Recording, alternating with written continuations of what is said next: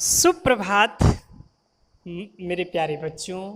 हम आपकी पुस्तक कृतिका मातृभाषा हिंदी से कक्षा 9 में एक सुंदर से पाठ का पठन पाठन करेंगे आज।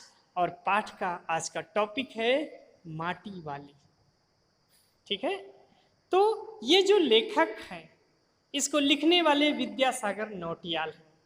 इनको पहाड़ों का प्रेमचंद कहा जाता है। जिस तरीके से मुंशी प्रेमचंद को सम्राटों का सम्राट कहा जाता है, उसी तरीके से विद्यासागर नौटियाल को पहाड़ों का प्रेमचंद कहा जाता है। इनका जन्म सितंबर 29, 1933 को गांव माली देवल जुआपट्टी टिहरी गढ़वाल यानी कि उत्तराखंड में हुआ था। इनके पिता श्री नारायण दत्त नौटियाल थे और इनकी माता देविका रानी। इनकी शिक्षा अंग्रेजी साहित्य से इन्होंने एमए किया। व्यवसाय ये साहित्यकार भी थे और एक राजनेता भी थे। ये हिंदी भाषा पर इनकी बहुत अच्छी पकड़ थी और फरवरी 18, 2012 में इनकी मृत्यु हो गई। ये टिहरी गढ़वाल जनपद के एक छोटे से गांव माली देवल में इनका जन्म जुआपट्टी में हुआ था। हिंदी साहित्य के ये श्रेष्ठ कथाकार माने जाते हैं। वामपंथी विचारों के ये राजनेता, वाणी और लेखनी का प्रवाहमान संगम है। नौटियाल जी को विद्यासागर नौटियाल जी कहते हैं। इनको पहाड़ों का बेटा प्रेमचंद कहा जाता है। ये एक ऐसे राजनेता थे, ये निर्णय देने में उतना ही कठिन काम करते थे जितना साहित्य में एक पद्यकार और गद्यकार करता है। अर्थात इनकी कैरियर की शुरुआत टिहरी रियायत के सामंती शासन से हुई, जिनके जन विरुद्ध में इन्होंने भागीदारी करती हुए इन्होंने जूझा। 18 वर्ष की उम्र में ही इन्होंने लिखना पढ़ना शुरू कर दिया था। 1953 में 20 वर्ष की उम्र में ही इनकी कहानी आई थी भैंस का कटर। जब एक साहित्यिक पत्रिका इन्होंने प्रकाशित की तो इनकी लेखनी चर्चा में आई। ये कुछ विदेशी भाषाओं में भी अनुवाद हुआ। 1957-58 में नौटियाल जी काशी हिंदू विश्वविद्यालय के सबसे प्रकांड विद्वान छात्र नेताओं में से एक उभरे और ऑल इंडिया स्टूडेंट फेडरेशन के अध्यक्ष भी रहे और इन्होंने विश्वविद्यालय पर ही चरम वामपंथियों का मुकाबला किया। 1958 में ये विश्व युवक समारोह में भारतीय प्रतिनिधित्व मंडल के नेता के रूप में सोवियत संघ, रूस, हंगारी, ऑस्ट्रिया और अफगानिस्तान की भी यात्रा की। इनके लिखी गई कहानियां 1954 में भीम अकेला, यात्रा संस्मरण 1997 में सूरज सबका है उपन्यास आया और इन्होंने बहुत सारी रचनाएं लिखी। और आज हमारी जो पुस्तक है, इस पुस्तक में भी इन्होंने एक बहुत ही सुंदर पाठ लिखा है, जिस पाठ के माध्यम से ये हमको ये बताने का, ये समझाने का प्रयास करते हैं कि इस पाठ के अंतर्गत क्या क्या चीज़ें हैं। तो चलिए बेटा, हम लोग इस पाठ को पढ़ना शुरू करते हैं। तो आप भी अपनी पुस्तक खोलें और इस सुंदर से पाठ को हम पढ़ना शुरू करते हैं। पाठ बहुत ही रोचक है, बहुत ही अच्छा है। तो अगर आप इस पाठ को खूब अच्छी तरीके से पढ़िएगा तो हम आशा करते हैं कि पाठ के अंतर्गत बहुत सारी चीज़ें हैं जिसको आप खूब अच्छी तरीके से सीख और समझ सकते हैं। तो मेरे प्यारे बच्चों, आप तैयार हैं ना? हाँ, पढ़ने के लिए? यस बेटा, बहुत अच्छा। क्योंकि इस पाठ के माध्यम से ही समाज की बहुत सारी ऐसी चीज़ें होती हैं जिसको दिखाने का, समझाने का नौटियाल जी ने पूरा प्रयास किया है। तो इस पाठ को हम पढ़ना शुरू करते हैं बेटा।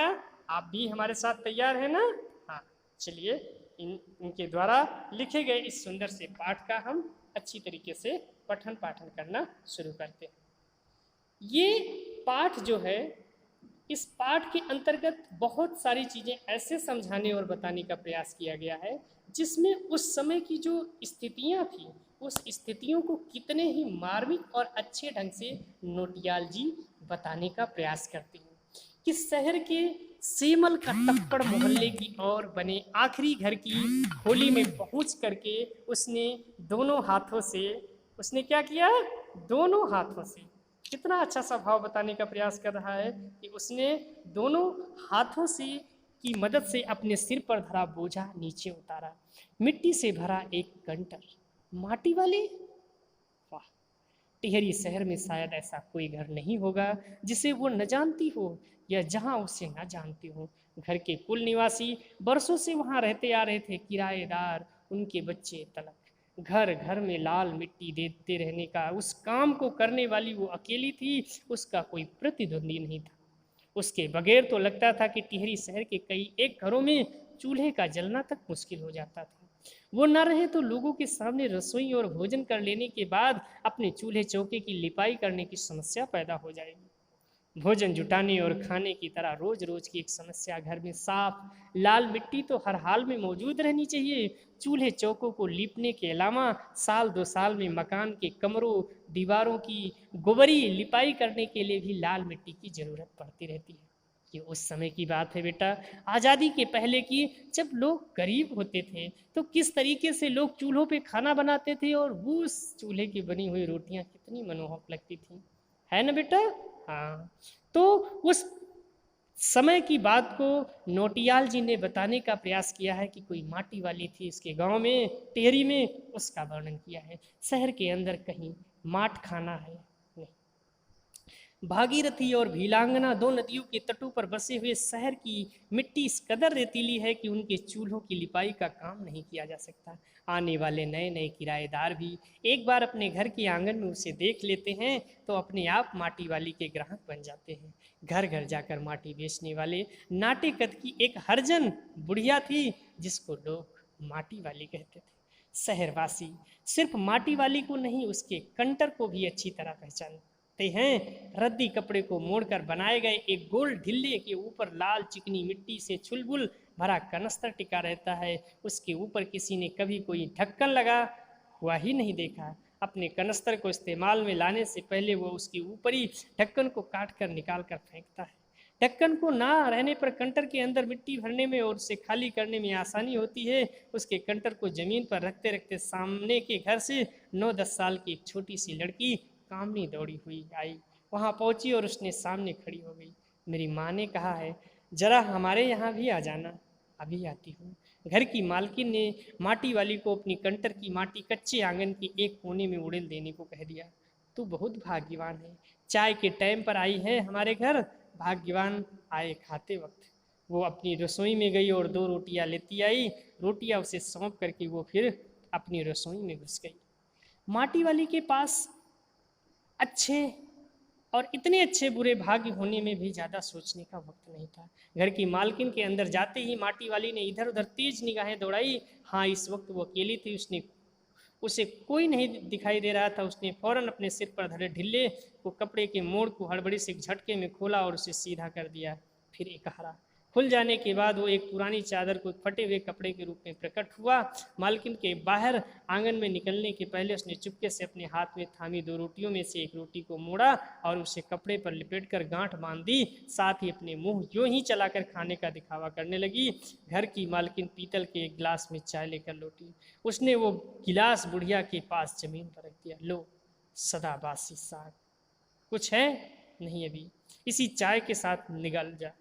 माटी वाली ने खुले कपड़ों के एक छेर में पूरी गोलाई में पकड़कर पीतल के वो गर्म गिलास हाथ में उठा लिया। उसके ओंठों से गिलास के किनारे को छुआने से पहले शुरू में उसने उसके अंदर रखी गर्म चाय को ठंडा करने के लिए सूसू करके उस पर लंबी लंबी फूंक मारी।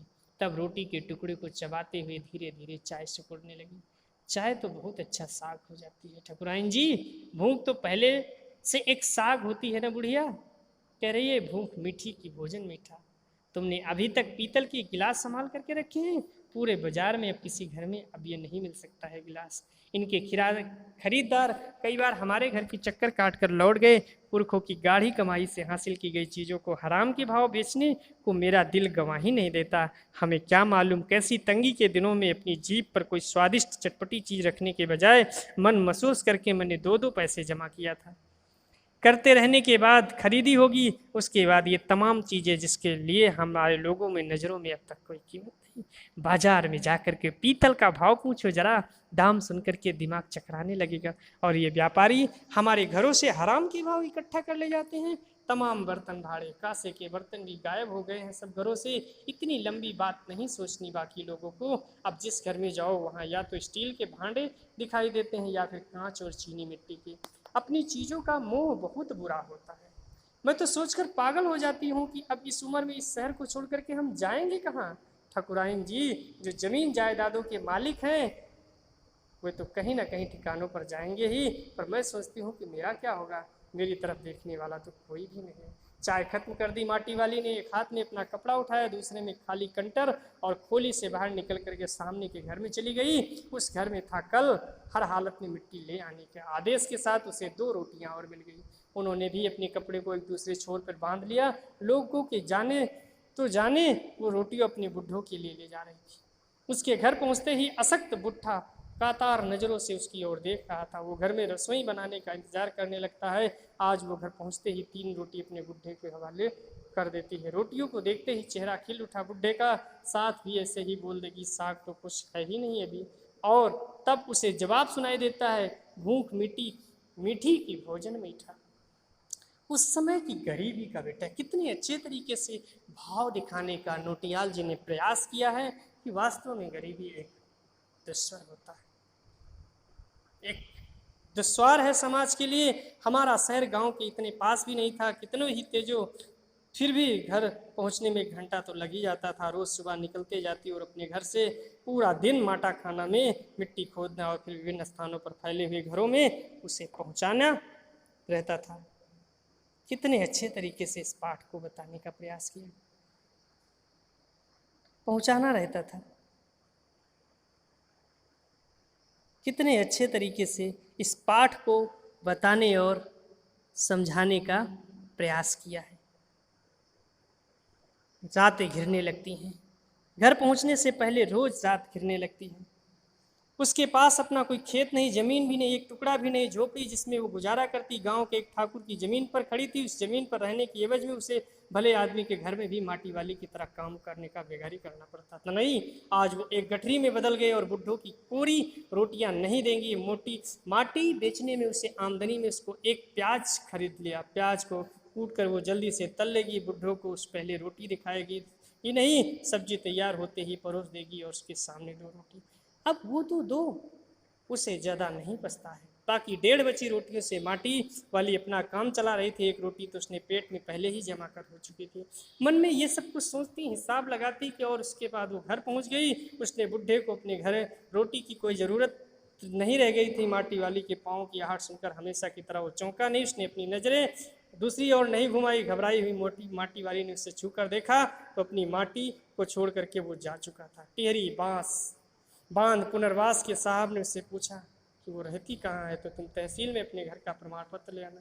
मेरी जिंदगी ने इस शहर के तमाम घरों को माटी देने में गुजार दिया साहब, माटी कहाँ से लाती हूँ, माट खाना से लाती हूँ माटी। वो माट खाना चढ़ी है तेरे नाम, अगर है तेरा नाम लिख देते हैं। माट खाना तो तेरी रोजी है साहब।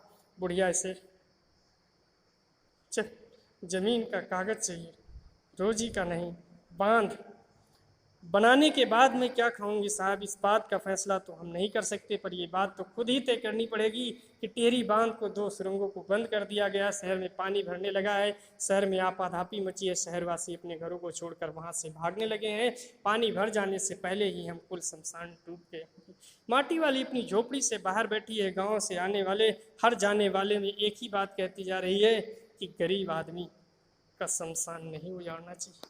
अर्थात एक ऐसा समय आता है जिस जगह से माटी वाली माटी खोदती है, एक बार वहां पे बांध बना दिया जाता है। टिहरी जैसे बड़े से बांध को बना दिया जाता है और उसके माटी खोदने का वो सारा स्थान ही खत्म कर दिया जाता है। इतनी गरीबी होते हुए भी सरकार, जनता और उस समय की कुल संस्कृति को कितने अच्छे तरीके से नोटियाल जी ने बताने और पढ़ाने का प्रयास किया है। बेटा, इस पाठ को आप भी दोहराओ और खूब अच्छे से पढ़ो। जनमानस और हमारे समाज में गरीबियों की क्या स्थिति, इसको अच्छे से रिलेटेड करके आप पढ़िए। थैंक यू बेटा।